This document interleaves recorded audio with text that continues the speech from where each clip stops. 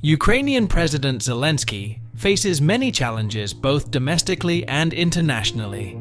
He has to struggle to support the ongoing military operation in Ukraine, and international aid is currently stuck in Congress.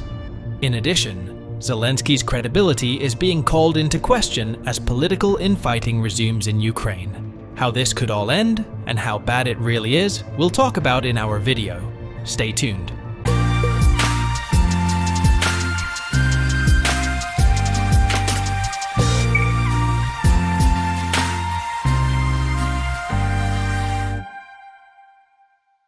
Zelensky has found himself in a difficult position, The Guardian writes.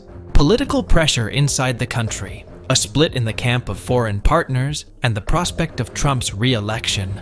All these existential threats undermine the firmness of his position.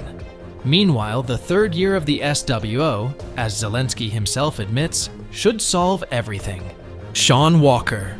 Vladimir Zelensky faces an unenviable task in the coming months. The full-scale Russian military operation in Ukraine has entered its third year, and the Ukrainian president is finding it increasingly difficult to keep his balance.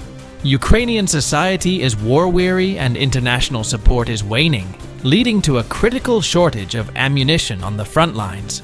At the same time, most Ukrainians do not support the idea of a peace agreement, believing that they would have few mechanisms to force Russia to honor it, and that such an agreement would simply give Moscow time to replenish its forces and strike Ukraine again.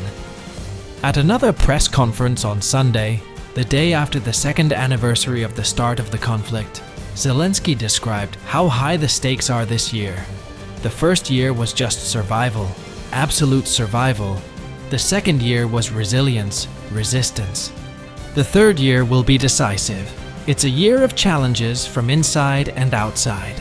Zelensky admitted that in many ways, Ukraine's future depends on these external factors, and especially on the mood in Washington.